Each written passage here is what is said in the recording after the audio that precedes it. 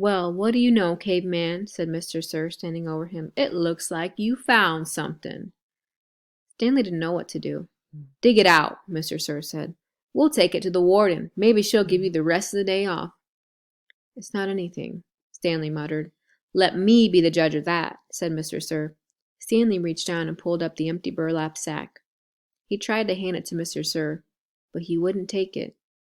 So, tell me, caveman, said Mr. Sir, how did my sack of sunflower seeds get in your hole? I stole it from your truck. You did? Yes, Mr. Sir. What happened to all the sunflower seeds? I ate them. By yourself? Yes, Mr. Sir.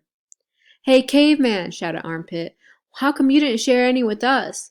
That's cold, man, said X-Ray. I thought you were our friend, said Magnet. Mr. Sir looked around from one boy to another, then back to Stanley. We'll see what the warden has to say about this. Let's go. Stanley climbed up out of his hole and followed Mr. Sir to the truck. He still held the empty sack. It felt good to sit inside the truck, out of the direct rays of the sun. Stanley was surprised he could feel good about anything at the moment, but he did.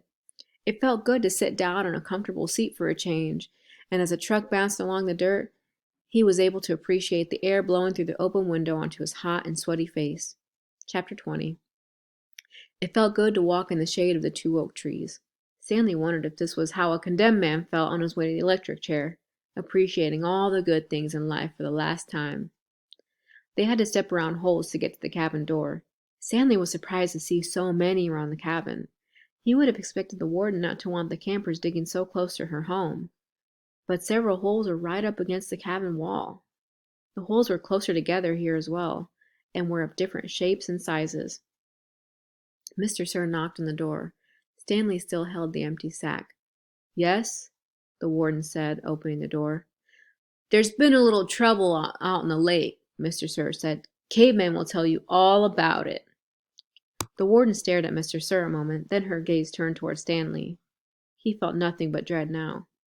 Come in, I suppose, said the warden. You're letting the cold out.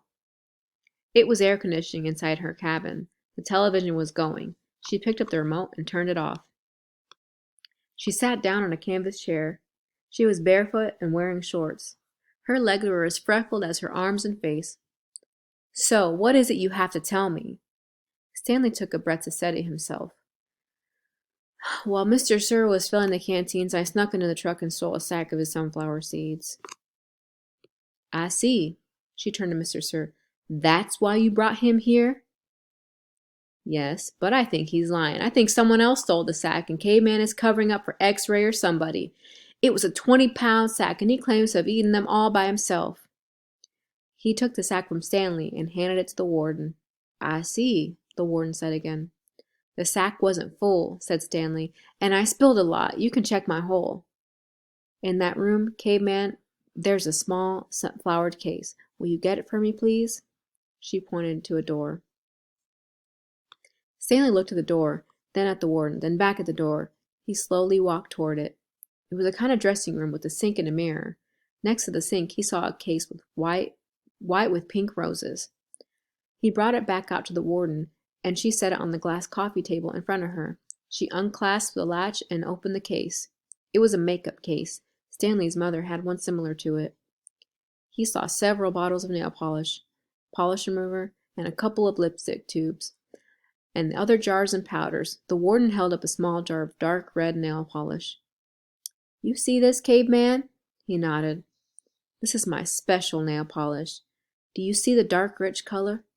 You can't buy that in a store. I have to make it myself. Stanley had no idea why she was showing it to him. He wondered why the warden would ever have the need to wear nail polish or makeup. Do you want to know my secret ingredient? He raised and lowered one shoulder. The warden opened the bottle. Rattlesnake venom. With a small paintbrush, she began applying it to the nails on her left hand. It's perfectly harmless when it's dry. She finished her left hand. She waved it in the air a few seconds, then began painting the nails on her right hand. It's only toxic when it's wet. She finished painting her nails, then stood up. She reached over and touched Stanley's face with her fingers. She ran her sharp, wet wet nails buried gently down his cheek. He felt his skin tingle. The nail on her pinky just barely touched the wound behind his ear. A sharp sting of pain caused him to jump back. The warden turned to face Mr. Sir, who was sitting on the fireplace hearth. "So you think he stole your sunflower seeds?" "No, he says he stole them, but I think it was—" She stepped towards him and struck him across the face. Mr. Sir stared at her. He had 3 long red marks slanting across the left side of his face. Stanley didn't know if the redness was caused by her nail polish or his blood. It took a moment for the venom to sink in. Suddenly, Mr. Sir screamed and clutched his face with both hands. He let himself fall over, rolling off the hearth and onto the rug. The warden spoke softly. "I don't especially care about your sunflower seeds," Mr. Sir moaned. "If you must know," said the warden, "I liked it better when you smoked." For a second, Mr. Sir's pain seemed to recede. He took several long, deep breaths, and then his head jerked violently, and he let out a shrill scream, worse than the one before. The warden turned to Stanley. "I suggest you go back to your hole now." Stanley started to go, but Mr. Sir lay in the way. Stanley could see the muscles on his face jump and twitch. His body writhed in agony. Stanley stepped carefully over him. "Is he—" "Excuse me?" said the warden. Stanley was too frightened to speak. "He's not going to die," the warden said. "Unfortunately for you." Chapter 21. It was a long walk back to his hole. Stanley looked out through the gaze of the heat and dirt at the other boys, lowering and raising their shovels. Group D was the farthest away. He realized that once again he would be digging long after everyone else had quit. He hoped he'd finish before Mr. Sir recovered. He didn't want to be out there alone with Mr. Sir. "He won't die," the warden had said, "unfortunately for you." Walking across the desolate wasteland, Stanley thought about his great-great-grandfather. Not the pig stealer or the pig stealer's son, the one who was robbed by Kissing Kate Barlow.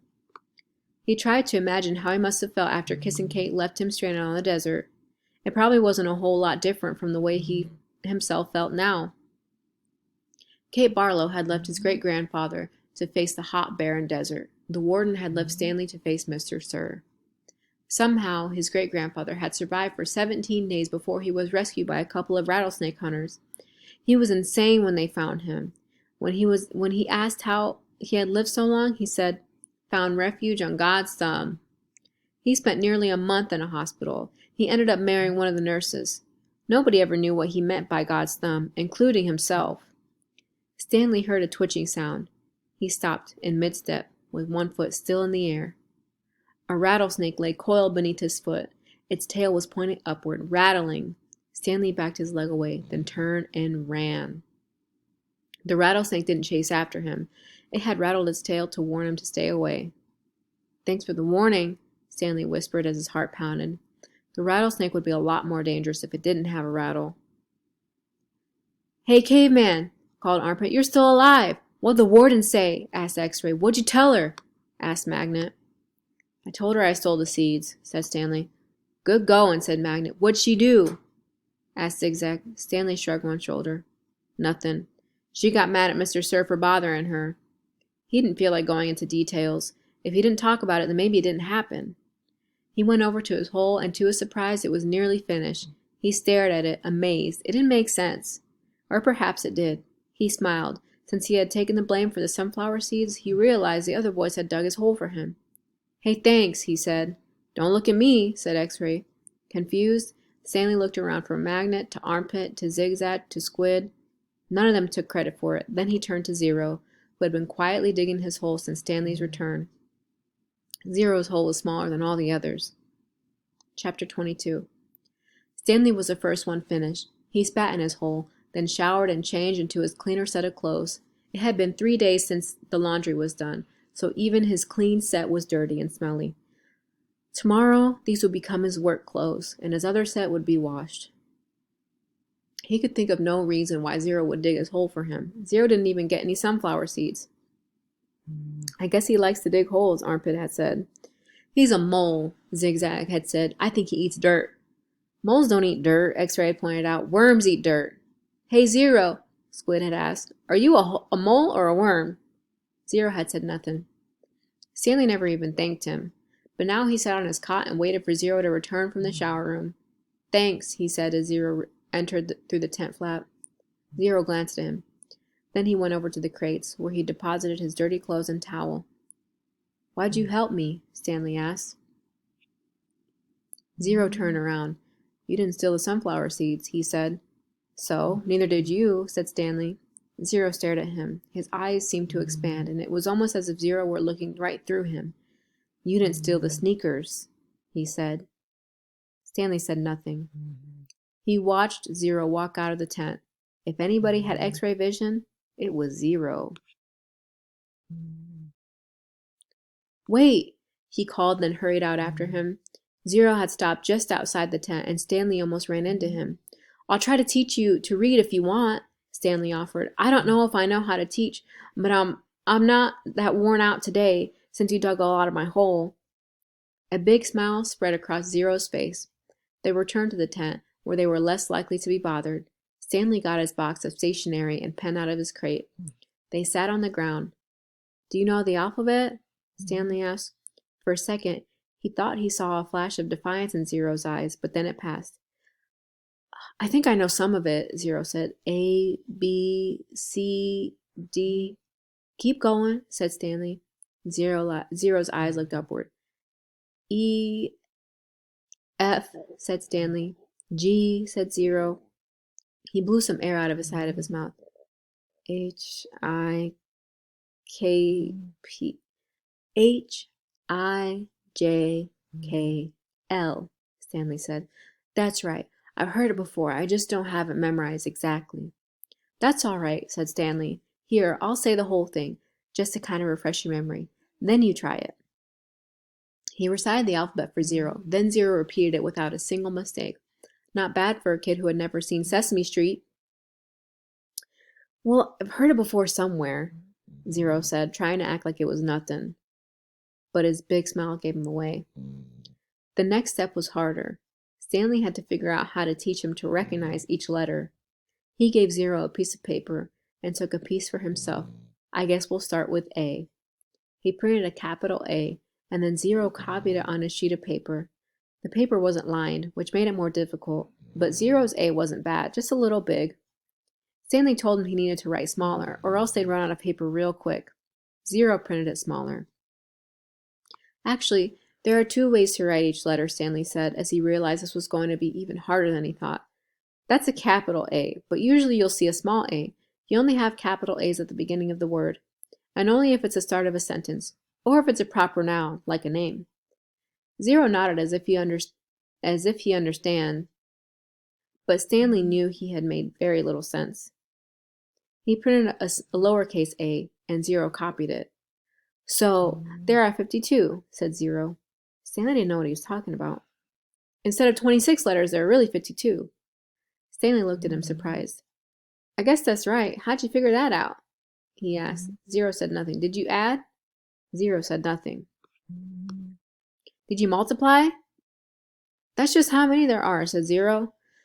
Stanley raised and lowered one shoulder. He didn't even know how Zero knew there were 26 in the first place. Did he count them as he recited them? He had Zero write a few more uppercase and lowercase A's. Then he moved on to a capital B. This was going to take a long time, he realized. You can teach me 10 letters a day, suggested Zero. 5 capitals and 5 smalls. After 5 days, I'll know them all, except on the last day, I have to do 12. 6 capitals and 6 smalls. Again, Stanley stared at him, amazed that he was able to figure all that out. Zero must have thought he was staring for a different reason, because he said, I'll dig a part of your hole every day. I can dig for about an hour. Then you can teach me an hour. And since I'm a faster digger anyway, our holes will get done about the same time. I won't have to wait for you. Okay, Stanley agreed. As Zero was printing his B's, Stanley asked him how he figured out it would take 5 days. Did you multiply? Did you divide? That's just what it is, Zero said. It's good math, said Stanley. I'm not stupid, Zero said. I know everybody thinks I am. I just don't like answering their questions.